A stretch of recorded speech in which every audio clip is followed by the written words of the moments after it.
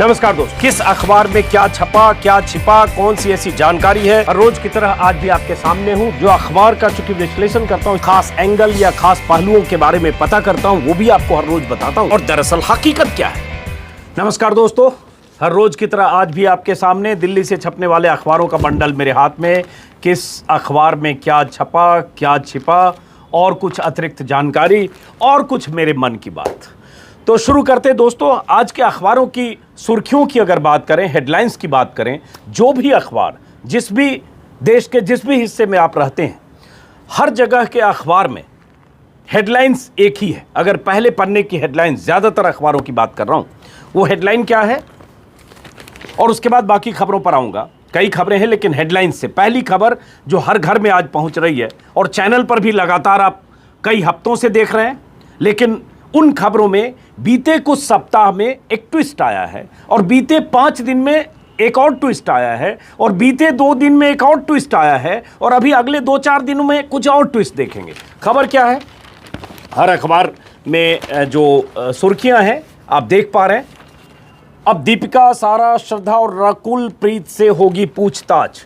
अभिनेत्रियों और मॉडल की तस्वीरें हर अखबार के पहले पन्ने पर है कि नशे के मामले में, ड्रग कंज्यूम करने के मामले में, ड्रग खरीदने के मामले में, पार्टियों में ड्रग का सेवन करने के मामले में, यही अमर उजाला की हेडलाइन है पहले पन्ने की। और Times of India, Hindustan Times, Amar Ujala, Bhaskar, Jagran, ज़्यादातर अखबारों में पहले पन्ने पर टॉप लीड यही है। हिंदुस्तान की भी टॉप लीड यही है, टाइम्स ऑफ इंडिया में भी पहले पन्ने पर है। उसके बाद मैं बताता हूँ कि मैं कहना क्या चाहता हूँ। खबरें ये आप तक घर पर पहले पहुंच चुकी होंगी। टाइम्स ऑफ इंडिया में भी पहले पन्ने पर यहाँ है, NCB summons Deepika, Friday Sara, Shraddha asked to appear on Saturday. शुक्रवार और शनिवार को इन अभिनेत्रियों को एनसीबी ने बुलाया है। अब ये खबर क्या है? खबर यह है दोस्तों कि बात शुरू हुई थी जून के तीसरे हफ्ते से। सुशांत की मौत की जांच शुरू हुई। आरोप प्रत्यारोप के बाद कहा गया कि सुशांत की हत्या हुई, वो खुदकुशी नहीं थी।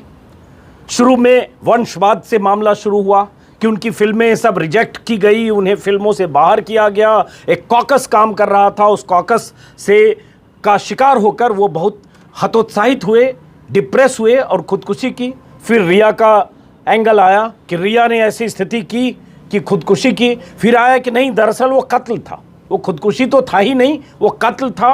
और उसके बाद रिया कातिल होकर, कातिल करार देकर हफ्तों तक खबरें चलती रही। फिर उसके बाद ड्रग का एंगल आया। रिया ड्रग मंगाती थी, सुशांत के लिए मंगाती थी, जबरन ड्रग देती थी, उनकी जानकारी के बगैर बहुत सारे लोग ड्रग पेडलर से बात करते थे, या सुशांत अस्वस्थ थे, उन्हें समझ में नहीं आता था, फिर भी उन्हें ड्रग दिया जा रहा था, दवा की जगह उन्हें नशा दिया जा रहा था। ऐसी खबरों के साथ होते होते अब बात जांच कहां तक आई है? जांच आई है कि फिल्म अभिनेत्रियां ड्रग ले रही थीं, ड्रग कंज्यूम कर रही हैं और अब एनसीबी उसकी जांच कर रही है।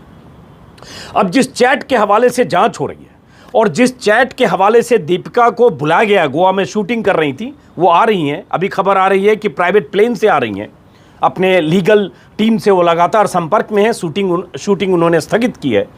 अब कहा जा रहा है कि ये जो चैट है वो 2017 के अक्टूबर का है। तो आज से देखें तो 3 साल पहले के चैट के हवाले से, और वो चैट पब्लिक डोमेन में, वो लीक कर दिया गया एनसीबी से, और उस चैट के हवाले से कि माल क्या है, कहाँ से मंगवा रही थी, अपनी प्राइवेट सेक्रेटरी से या उनके जो करीबी लोग थे उनसे, कहाँ से कौन ड्रग कंज्यूम कर रहा था, गांजा था, हैश था, चरस था। इसको लेकर आप लगातार कई दिनों से टेलीविजन चैनलों पर लगातार देख रहे होंगे। तो अखबार की सुर्खियाँ ये, अगर इन सुर्खियों को देखें, अब जैसे भास्कर में देखें, ये 4 तस्वीरें ऊपर छपी है। दीपिका पादुकोण 25 सितंबर पूछताछ के लिए, सारा अली खान 26 सितंबर, श्रद्धा कपूर 26 सितंबर, रकुल प्रीत सिंह 24 सितंबर, इन सबको बुलाया गया। हर अखबार में ये 4 तस्वीरें ही हैं, ठीक है। अब इससे लगता ऐसा है कि बॉलीवुड में ड्रग का जो बहुत बड़ा कंजम्पशन हो रहा है, ड्रग की इतनी खेप आ रही है और इतने सारे लोग नशेड़ी, गंजेड़ी, चरसी और तमाम तरह के ड्रग का सेवन कर रहे हैं। अभी तक की तस्वीर से लग रहा है कि ये 5-6 बड़े चेहरे हैं जिसमें अभिनेत्रियां। अभी तक कोई बड़ा अभिनेता, बड़ा डायरेक्टर सामने नहीं आया। अब सवाल उससे बड़ा है कि अगर ये जांच शुरू वहां से होकर, सुशांत की मौत कत्ल थी, वंशवाद था, रिया ने कत्ल किया, रिया ने कत्ल करवाया, सुशांत के घर पर रहने वाले लोगों ने कत्ल करके और सुशांत को मारकर और टांग दिया, वो सब होते होते उसके बाद सुशांत के 15 करोड़ रिया ने दबा लिए, उनके अकाउंट से निकाल लिए, या उन्हें कहीं से फिल्म से मिली थी, वो पैसे रिया लेकर भाग गई। वो सारी खबरें भी धीरे धीरे ध्वस्त हुई, क्योंकि 15 करोड़ ना तो मिले थे ना रिया ने लिए थे। ये जिस फिल्म निर्देशक और जिस निर्माता के हवाले से वो खबर कही जा रही थी, उनका ये स्टिंग के जरिए आ गया, वो पैसे नहीं मिले। वहां से शुरू होकर मामला अब यहां पहुंचा है। अब सवाल ये उठता है दोस्तों, ठीक है आप खबरें पढ़िए, टेलीविजन दिन रात देखिए, मसाले इसमें बहुत हैं, और आप सारी अभिनेत्रियों, सारे अभिनेताओं के खुलासे भी हो सकता है कुछ दिन में आए। कहा जा रहा है कि रिया ने ही 2 दर्जन लोगों के नाम लिए। लेकिन सवाल ये उठता है, एक ट्रेंड देखिए, और यही आरोप लग रहा है कि इस ट्रेंड में आपको दिखेगा कि वो लोग अभी फंस रहे हैं या उनके नाम आ रहे हैं जो एक तरह से वैचारिक तौर पर इस सरकार, इस सत्ता के विरोधी हैं, या कई बार ऐसी पोजिशनिंग उन्होंने ली, चाहे दीपिका जेएनयू गई हो, चाहे और अभिनेता और अभिनेत्रियों के रिश्ते ऐसे ग्रुप के साथ हो। ये एक आरोप है। अब सवाल उठता है कि अगर बॉलीवुड में ड्रग का इतना सेवन होता है, जो हम सब लोग दिल्ली में बैठकर जानते हैं दशकों से, तो सवाल उठता है क्या एनसीबी की टीम, नारकोटिक्स कंट्रोल ब्यूरो की टीम, मुंबई की पूरी यूनिट क्या इंतजार कर रही थी रिया के फंसने का? क्या इंतजार कर रही थी रिया पकड़ी जाएगी, उसके बाद कुछ बताएगी, कुछ सुराग मिलेगा और उसके बाद ये पकड़े जाएंगे? एनसीबी की टीम इतने सालों से मुंबई में क्या कर रही थी? क्या मुंबई में ड्रग, सिर्फ ये पुड़िया की कहानी जो आ रही है, ड्रग के खेप के इधर से उधर, एक पुड़िया दो, ये माल दो, ये पर्ची पहुंचाओ, ये यहाँ लिफाफा पहुंचाओ और इस पार्टी में पहुंचाओ, क्या यहीं तक ड्रग सीमित था? और अगर ड्रग का कंजम्पशन इतने बड़े लेवल पर मुंबई में है, जो दुनिया जानती है, और सिर्फ बॉलीवुड में नहीं, हर तरह के तबके में ड्रग का कंजम्पशन होता है, तो सवाल उठता है आज तक जांच क्यों नहीं हो रही थी? और उसके बाद अभी भी जांच के दायरे में ऐसा लगता है एक तरह के लोग फ्रेम किए जा रहे हैं, ऐसा आरोप है। तो ये खबरें लगातार है, अब ये जांच से आपको पता चलेगी। इसी बीच एक खबर आई थी परसों, मैंने ट्विटर पर लिखा भी था कि परसों करीब 1000 किलो गांजा, 1000 किलो, गौर करिएगा, खबर आई कि करीब 1000 किलो गांजा परसों मथुरा के पास जब्त किया गया। अब ये देखिए, मैं बता दे रहा हूं, 978 kg of ganja being smuggled from Andhra Pradesh to Mathura in UP was intercepted and seized by UPSTF in Chandauli district yesterday. मतलब ये परसों की खबर है कि 1000 किलो गांजा आंध्र प्रदेश से यूपी आ रहा था और यूपीएसटीएफ ने चंदौली में उनको सीज किया। ये किसके लिए आ रहा था? क्या ये फिल्म अभिनेत्रियों के लिए आ रहा था? तो देश में ये गांजा, चरस, हैश, इसका कारोबार होता है, अरबों का कारोबार है। मनाली, हिमाचल में तो गढ़ है। तो एनसीबी की टीम और ऐसी तमाम एजेंसियां जिनकी जिम्मेदारी है, वो अब तक क्या कर रही थी? अब तक फिल्म से जुड़े लोग या ऐसे लोगों पर उनकी नज़र क्यों नहीं थी? ये बहुत सारे सवाल हैं।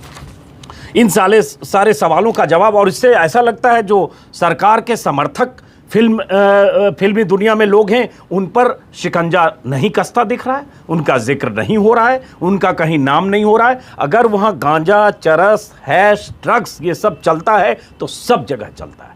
तो क्या एनसीबी की नज़र में, एनसीबी की जांच के दायरे में बाकी लोग भी आएंगे क्या, जो माना जाता है कि सरकार के, मोदी जी के, योगी जी के समर्थक हैं? इन सवालों के साथ खबरें आपको पता होगी, इसलिए मैं इस पर ज़्यादा बात नहीं करूंगा, और देखते हैं धीरे धीरे क्या होगा। और ये कहते हुए मैं कह रहा हूं, कहीं भी ड्रग सेवन, ड्रग की खेप का इधर से उधर होना, ड्रग खरीदना, ड्रग के साथ किसी भी तरह का रिश्ता, यह सब गलत है और पूरी तरह से कहीं से भी इसको जस्टिफाई नहीं किया जा सकता। और ये भी सही है कि एक अपराध या एक अपराधी का बचाव करने के लिए दूसरे मामले में क्या हो रहा है उसकी तुलना करके या उसकी मिसाल देकर एक का बचाव नहीं किया जा सकता। लेकिन जब पूर्वाग्रह दिखता है, जब उसके पीछे राजनीति दिखती है, जब उसके पीछे कोई थ्रेड दिखता है, कोई चेन दिखती है, कोई इंटेंशन दिखता है, तो सवाल उठता है यहाँ इंटेंशन और ये सारी चीज़ें दिखी। क्योंकि जिस तरह से सुशांत के मामले में राजनीति हुई 3 महीने तक बीजेपी ने बिहार में की, जो डीजीपी गुप्तेश्वर पांडे लगातार बयान दे रहे थे पिछले 3 महीने से, वो अब चुनाव लड़ेंगे, उन्होंने वीआरएस ले लिया, तो पूरा एक चेन दिखता है, पूरी एक चेन दिखती है। उस चेन के मद्देनजर ही ये बहुत सारे सवाल हैं। और ऐसा लगता है जैसे ये दीपिका पादुकोण, श्रद्धा और सारा अली खान, ये 4-6 अभिनेत्रियां ड्रग ले रही हैं क्या? और उसके बाद बाकी चेहरे, और वो चेहरे खास तौर से बार बार कह रहा हूं, बाकी चेहरे जो प्रधानमंत्री के साथ तस्वीरें खिंचवा कर जाते हैं, बाकी वो लोग जो राइट विंगर माने जाते हैं। तो पूरी जांच हो, लेकिन सवाल उससे बड़ा ये है कि अब तक एनसीबी की टीम क्या कर रही थी, और क्या सिर्फ बॉलीवुड ही होगा जांच के दायरे में। मैं तो कहता हूं गांजा और चरस की अगर बात हो रही है, तो मैंने कल ट्विटर पर लिखा था कि आप देश के 25 शहरों की लिस्ट बना लीजिए। 1000 केजी गांजा तो अभी पकड़ा गया, 25 शहरों की लिस्ट बनाइए। अयोध्या, प्रयाग, उज्जैन, काशी, मथुरा, गोरखपुर, ऋषिकेश, हरिद्वार, ऐसे शहरों की लिस्ट बनाइए और उन शहरों में छापे मारिए। 1000 केजी गांजा तो एक छापे में मिला है, हजारों टन गांजा बरामद होगा, गांजा और चरस।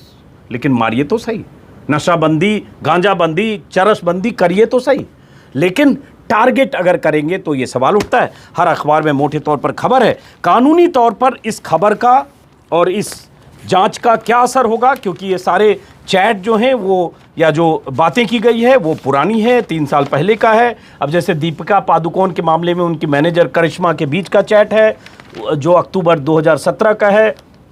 अब एक और बात कही जा रही है कि सुशांत के फार्म हाउस पर नशा के लिए ये सब चीज़ें मंगाई जाती थी।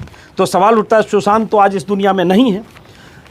बहुत सारे लोग लिख रहे हैं कि अगर सुशांत इस दुनिया में होते और तब ऐसे खुलासे होते तो शायद उनकी भी गिरफ्तारी होती, उन्हें भी जेल जाना पड़ता, क्योंकि इस आधार पर तो बच नहीं सकते कि उनको कोई जबरन जबरदस्ती कोई ड्रग दे रहा था। द हिंदू ने रिया के हवाले से खबर छापी है, Sushant was the only consumer, Rhea says in bail plea before High Court. Rhea ने कहा है कि जो ड्रग आ रहा था सुशांत खुद कंज्यूम करते थे, अपने आसपास जो उनके लोग थे उन्हें भी प्रेरित करते थे, और जो पार्टियां होती थी उनके बारे में खबरें आ रही है कि जब फार्म हाउस में पार्टियां होती थी तो वहां श्रद्धा जाती थी और कुछ अभिनेत्रियां जाती थी। मकसद, पर्पस आप समझ पा रहे होंगे। तो अब बढ़ते हैं दूसरी खबर की तरफ। चूंकि ये खबर मुझे लगता है जितना मैं जानता हूं उससे ज़्यादा देश का हर आदमी जानता है, क्योंकि दिन रात टेलीविज़न चैनल पर हफ्तों से यही चल रहा है। और अब एक हफ्ते से अभी दीपिका पादुकोण और बाकी लोगों का ड्रग लेने और ड्रग खरीदने की कहानी, और आगे बहुत कुछ चल रही है। अब आते हैं दूसरी खबर की तरफ। दोस्तों, एक खबर है जो मैं लगातार जिस पर बात करता हूं, सुदर्शन टीवी। सुदर्शन टीवी को लेकर सुप्रीम कोर्ट में सुनवाई चल रही है। सुप्रीम कोर्ट ने हर सुनवाई में हर बार सुदर्शन टीवी पर जो कंटेंट चला, जो 4 शो का प्रसारण हुआ, नौकरशाही जिहाद, यूपीएससी जिहाद, और उस शो में जिस ढंग से मुसलमानों के खिलाफ जो बातें कही गई, जिस ढंग से यूपीएससी के जरिए चुनकर आने वाले आईपीएस, आईएएस, आईआरएस अधिकारियों को जिहादी बताया गया, या जिस ढंग से कहा गया कि ये नौकरशाही में घुसपैठ है मुसलमानों की, उसको लेकर जिस तरह से शो चले उस पर सुनवाई चल रही है। सुप्रीम कोर्ट ने रोक लगाई थी 4 एपिसोड के टेलीकास्ट के बाद। अब क्या है, आज क्या मामला है? आज मामला ये है जो अखबार में छपा, दरअसल मामला तो कल का है, कि सुप्रीम कोर्ट की फटकार के बाद, सुप्रीम कोर्ट की तरफ से बार बार हंटर लगने के बाद, सुप्रीम कोर्ट की तरफ से बहुत तल्ख प्रतिक्रिया के बाद, केंद्र सरकार ने सुदर्शन टीवी को नोटिस भेजा है। मतलब केंद्र सरकार की नींद तब खुली है जब सुप्रीम कोर्ट की तरफ से बार बार हंटर पड़ा है। यही शो, यही एपिसोड्स केंद्र सरकार ने पहले क्लियर कर दिया था। केंद्र सरकार को नोटिस हाईकोर्ट ने भी दिया था, दिल्ली हाईकोर्ट ने, जब दिल्ली हाईकोर्ट ने पहली बार पाबंदी लगाई थी। केंद्र सरकार ने उन्हें प्रसारण की इजाजत ये कहकर दे दी कि आप गाइडलाइंस का पालन करिएगा, नहीं करिएगा तो कार्रवाई होगी, और ये कहकर गेंद उनके पाले में छोड़ दिया गया। उन्होंने सुदर्शन टीवी ने, उनके मालिक सुरेश चौहान के ने 4 एपिसोड का डंके की चोट पर प्रसारण किया और उन्होंने कहा जो मैंने कहा उस पर कायम हूं, कॉमा फुल स्टॉप के साथ, और उसके बाद प्रसारण किया। उसके बाद सुप्रीम कोर्ट ने प्रसारण पर रोक लगाई, बार बार सुनवाई हुई और कई दिनों की सुनवाई के बाद जब सुप्रीम कोर्ट ने फटकार लगाई कि सरकार ने, केंद्र सरकार ने इस मामले में कार्रवाई क्यों नहीं की, और यहां तक सुनवाई के दौरान एक बार सुप्रीम कोर्ट ने कह दिया था, सॉलिसिटर जनरल ने जब बचाव किया, तो क्या सूचना प्रसारण मंत्रालय ने दिमाग का इस्तेमाल किया इस शो के प्रसारण की अनुमति देने से पहले? तो अब केंद्र सरकार ने नोटिस भेजा है और केंद्र सरकार ने माना है कि सुदर्शन टीवी ने उस शो में, शोज कहें क्योंकि 10 एपिसोड है, 4 का टेलीकास्ट हुआ, 13 जगहों पर code of conduct, code of cable TV act का जो रूल है, जो कायदा है, उसका वायलेशन किया है, उसका उल्लंघन किया है। यह खबर कई अखबारों में है, लेकिन टाइम्स ऑफ इंडिया ने विस्तार से छापा है। और आपको लग सकता है इस खबर पर बार बार क्यों बात करता हूं, हां यह जरूरी है। तो ये पहले पन्ने पर टाइम्स ऑफ इंडिया ने छापा है कि सरकार ने माना है, और ये केंद्र सरकार की तरफ से सॉलिसिटर जनरल ने सुप्रीम कोर्ट को जानकारी दी कि सरकार ने माना है कि इस मामले में उल्लंघन किया गया है, जो केबल टीवी एक्ट है, केबल टीवी एक्ट के जो प्रावधान है उसका उल्लंघन किया गया है, ये सरकार ने माना है। ये कई अखबार में खबर है और उसके बाद मैं बताता हूं कि दरअसल सरकार ने माना क्या है और ये माना इतनी बार हंटर पड़ने के बाद क्यों है। ये जैसे अखबारों में खबर है, नवभारत टाइम्स में पेज नंबर 11 पर, हर अखबार में मोटे तौर पर छपा है कि सुप्रीम कोर्ट ने, जैसे यहाँ है, दखल न देते तो यूपीएससी जिहाद का प्रसारण हो जाता। सुप्रीम कोर्ट ने यह भी कहा कि अगर हम दखल नहीं देते तो ये बाकी एपिसोड्स का भी प्रसारण हो जाता। तो इसलिए अब जब आप कर रहे हैं, इसका मतलब आप बहुत देर से कर रहे हैं। और उसके बाद सुप्रीम कोर्ट ने फिलहाल सुनवाई रोकी है, क्योंकि सुप्रीम कोर्ट का कहना है कि अब केंद्र सरकार ने नोटिस दिया, चैनल जवाब देगा और क्या एक्शन लेता है उसके बाद अगली सुनवाई की तारीख मुकर्रर हुई है 5 अक्टूबर। लेकिन केंद्र सरकार ने क्या कहा है, पूरा मामला क्या है, सुनिए, समझाता हूं मैं आपको। दरअसल इसमें सुप्रीम कोर्ट में अब तक जितनी बार सुनवाई हुई, हर सुनवाई के दौरान सॉलिसिटर जनरल तुषार मेहता, जो केंद्र सरकार की नुमाइंदगी कर रहे हैं, सुदर्शन टीवी के साथ खड़े थे, सुदर्शन टीवी के कंटेंट का बचाव कर रहे थे और बार बार ये कहते रहे कि टेलीविज़न चैनल्स, जब सुप्रीम कोर्ट ने यहाँ तक कह दिया कि क्या टेलीविज़न चैनल्स के कंटेंट को रेगुलेट करने के लिए सेल्फ रेगुलेशन का कोई मैकेनिज्म बनाने की ज़रूरत है, 5 सदस्यों की कोई कमेटी बनाने की ज़रूरत है, तब भी केंद्र की तरफ से बचाव करके कहा गया टेलीविज़न में सब चंगा है, डिजिटल मीडिया को कंट्रोल करने की ज़रूरत है। इस पर भी मैं अपनी बात कर चुका हूँ। लेकिन इस मामले में क्या हुआ और क्यों सुप्रीम कोर्ट के हंटर के बाद केंद्र सरकार की नींद खुली और केंद्र सरकार ने सुदर्शन टीवी को इतना केंद्र सरकार की सरपरस्ती में सुदर्शन टीवी का यह हौसला कैसे हुआ कि सरकार supreme court, high court, cable act सबको नजरअंदाज करके न सिर्फ उसने 4 एपिसोड का प्रसारण किया बल्कि बार बार कहा कि मैं अपने कहे पर कायम हूं, चाहे जिसको जो करना है कर लो। यही अंदाज था सुदर्शन टीवी के मुखिया सुरेश चौहान के का।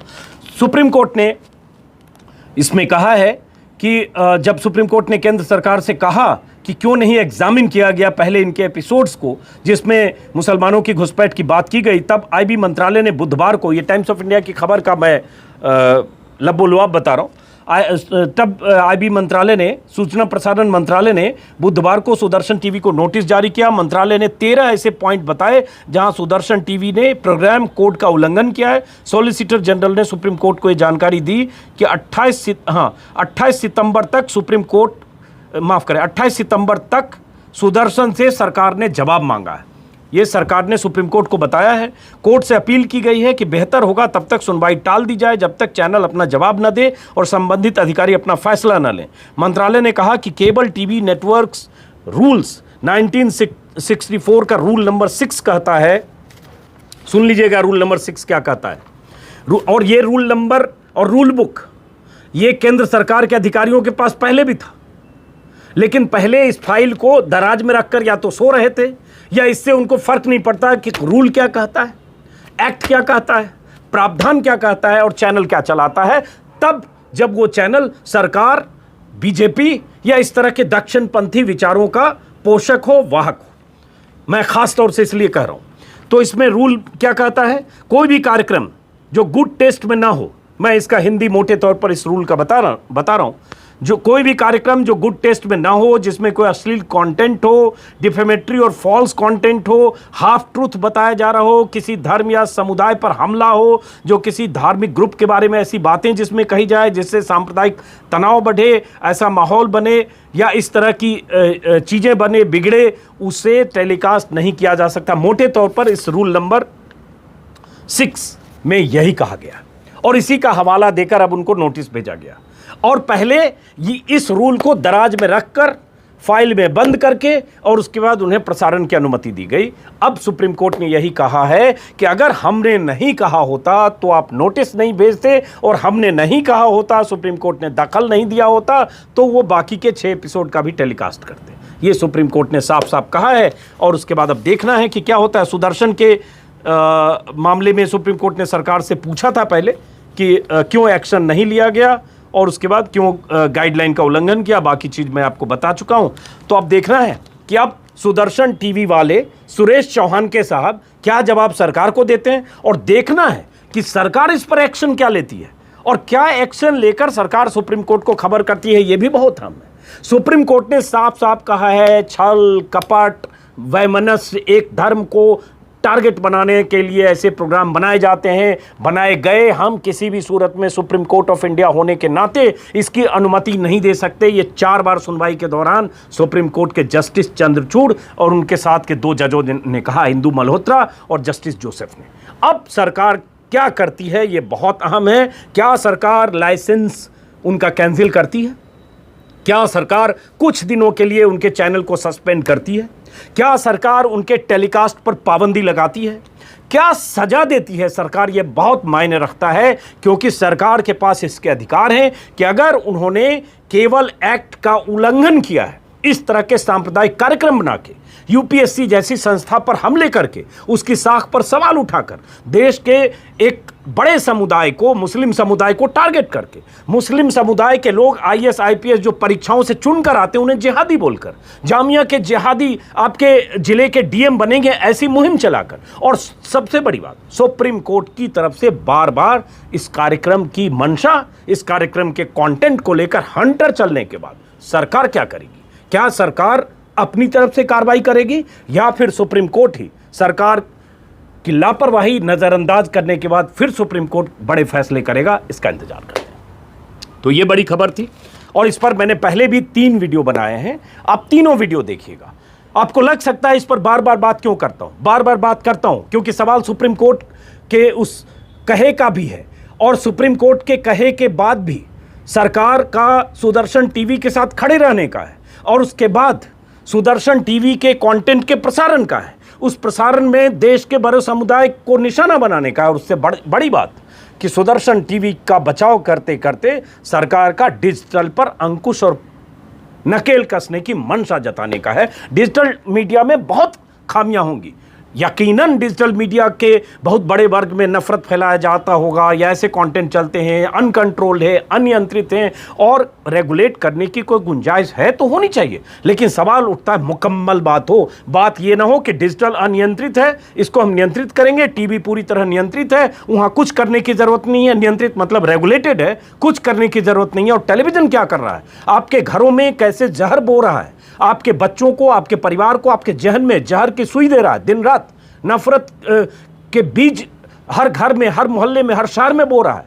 लेकिन टेलीविजन से सरकार को कोई दिक्कत नहीं, इसलिए बार बार ये बात करता हूं। और बीते 3 महीने का ही टेलीविजन देख लीजिए, और उसके बाद कोरोना जब हुआ देश में, जब लॉकडाउन हुआ, तब का टेलीविजन देख लीजिए। वहां से लेकर इस 4 महीने 5 महीने के सफर का आकलन आप कर लीजिए, आपको पता चलेगा कि टेलीविजन दिन भर क्या दिखा रहा है, और जब दिखा रहा है उसका मकसद क्या है, उसकी मंशा क्या है। लेकिन उस मकसद और मंशा में सरकार उनके साथ खड़ी है, क्योंकि सरकार चाहती है वही सब टेलीविजन पर चले जो चल रहा है। क्योंकि सरकार के खिलाफ असंतोष, किसानों का विरोध, संसद में विपक्ष का बाइकॉट, संसद से बाहर विपक्ष का धरना, राष्ट्रपति भवन तक विपक्ष का जाना, ये अखबार की हेडलाइन तो है। चैनल पर नहीं है, क्योंकि जब यह खबर चलने का वक्त आता है या जब ऐसी खबरें होती है तो चैनल पर रिया होती है, चैनल पर सुशांत होता है, चैनल पर जस्टिस फॉर सुशांत के नाम पर राजनीति होती है, और उसके बाद अब एनसीबी की तरफ से यह खबरें लीक होना, और उसके बाद दिन भर बॉलीवुड में ड्रग को लेकर एक मुहिम, एक नरेशन,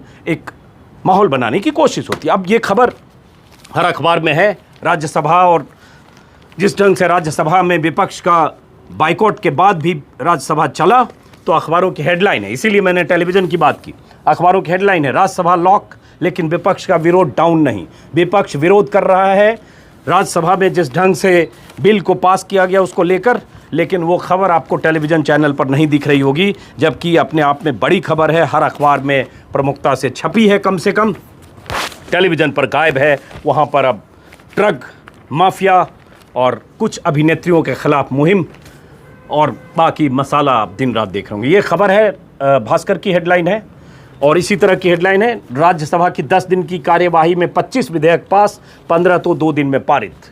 2 दिन में 15 विधेयक पारित हो गए, विपक्ष बाहर है। ऐसे कहते हैं ना, मोदी जी कहते हैं आपदा में अवसर तलाशा, तो यहाँ भी विपक्ष के बाइकआउट में सरकार ने अवसर तलाशा और 15 विधेयक 2 दिन में पारित हो गए, और इसमें बहुत ऐसे विधेयक हैं जिसके बारे में आप जानते हैं।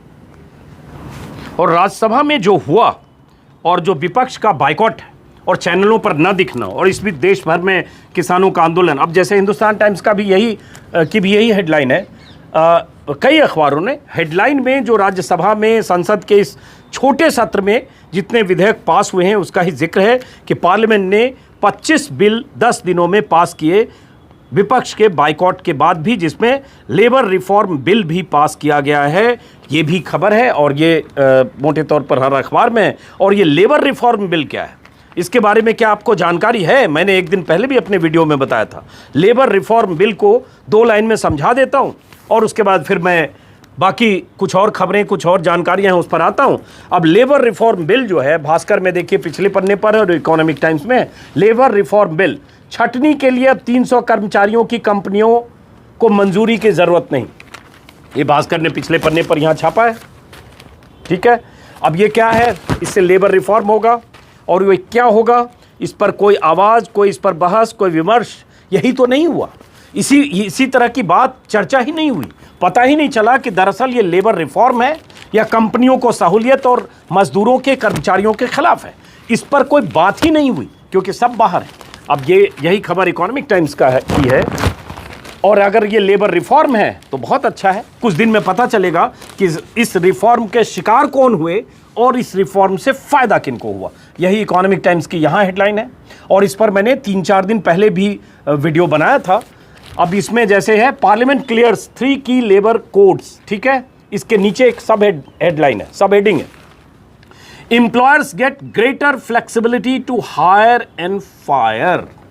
इसी में खबर है कि एम्प्लॉयर्स को हायर और फायर करने के अधिकार मिल गए। सरकार का मानना था कि एम्प्लॉयर्स को ताकत देनी चाहिए ताकि कोविड काल में वो अपना विस्तार कर सके, नहीं तो डरे रहते हैं कि कर्मचारियों को निकालने में उन्हें दिक्कत होती है, तो एक्सपेंशन में दिक्कत होती है, निवेश में दिक्कत होती है। तो सरकार ने क्या किया, गौर से सुन लीजिएगा। सरकार ने किया, श्रम सुधार से जुड़े 3 विधेयक संसद में पास, इससे कंपनियों को कारोबार में आसानी होगी, सरकार का दावा है। और दरअसल क्या है, छटनी करने के लिए अब 300 तक कर्मचारी वाले कंपनियों को सरकार से मंजूरी की जरूरत नहीं होगी। संसद में सुधारों से जुड़ा विधेयक पास हो गया, माना जा रहा है कि इससे निवेश आकर्षित होगा, कंपनियों को कारोबार में आसानी होगी। नए विधेयक में इंडस्ट्रियल रिलेशंस कोड के तहत प्रावधान है, ऐसी कंपनियां जिसमें 300 कर्मचारी काम करते हैं उन्हें निकालने से पहले सरकार से मंजूरी की जरूरत नहीं पड़ेगी। पहले 100 कर्मचारियों वाली कंपनियों में ऐसा करना पड़ता था। तो सरकार ने कह दिया कि 300 से कम है, जितने हायर करो, जितने फायर करो, जितने निकालो, ये अनुमति सरकार ने दे दी। ये लेबर रिफॉर्म। अब इसका कुछ पक्ष भी है, कुछ विपक्ष भी है। पक्ष यही है कि कंपनियों को कारोबार में आसानी होगी, दूसरी तरफ विपक्ष में बहुत सारे लोग कह रहे हैं कि इससे ये होगा कि निकाला आसानी से जाएगा, बेरोजगार करना, किसी को नौकरी से बाहर निकाल देना अब आसान हो गया। तो ये लेबर रिफॉर्म है।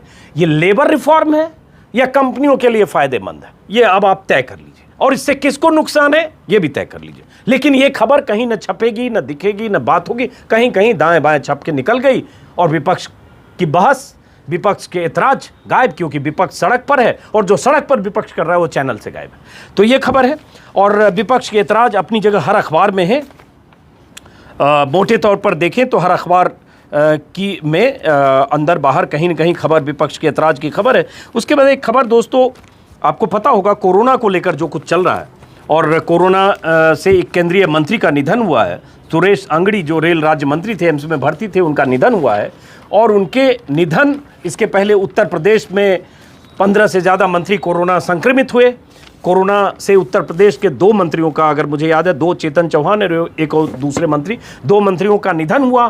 कोरोना का संकट, विस्तार और मुश्किलें अपनी जगह लगातार बढ़ती जा रही है। उसी बीच एक खबर यूपी से आई, अखबार में मुझे नहीं दिखी, वेबसाइट पर मैंने सुबह देखी तो मैंने सोचा वो भी बताऊं कि क्या हाल है सिस्टम का। जरा देखिए, ये उत्तर प्रदेश से खबर है कि उत्तर प्रदेश में कोरोना, उत्तर प्रदेश की राजधानी की खबर है, लखनऊ की, कि कोरोना मरीजों के इलाज में लापरवाही का बड़ा मामला सामने आया है। शहर के 4 प्राइवेट अस्पतालों में 48 मरीज रेफर किए गए और सभी की मौत हो गई।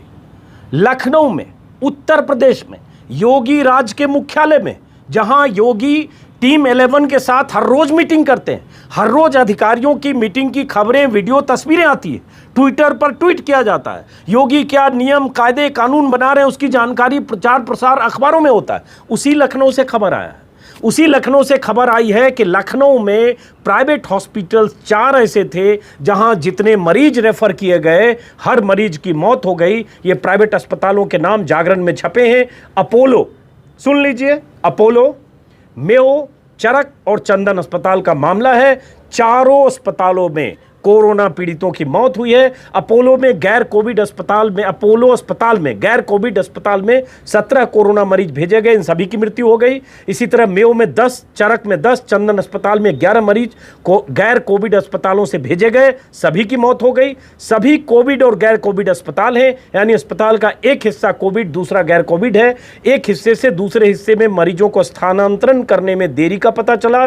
डीएम के अनुसार सभी मौतों में अस्पतालों की लापरवाही हुई है। जो कारण अभी तक पता चले हैं उनमें मरीज का कोविड टेस्ट देरी से कराना, टेस्ट पॉजिटिव आने के बाद भी समय से उपचार न होना, कोविड अस्पताल न भेजना, गाइडलाइंस का पालन न करना, इस तरह के मामले सामने आए हैं। अब महामारी एक्ट के तहत कार्रवाई होगी।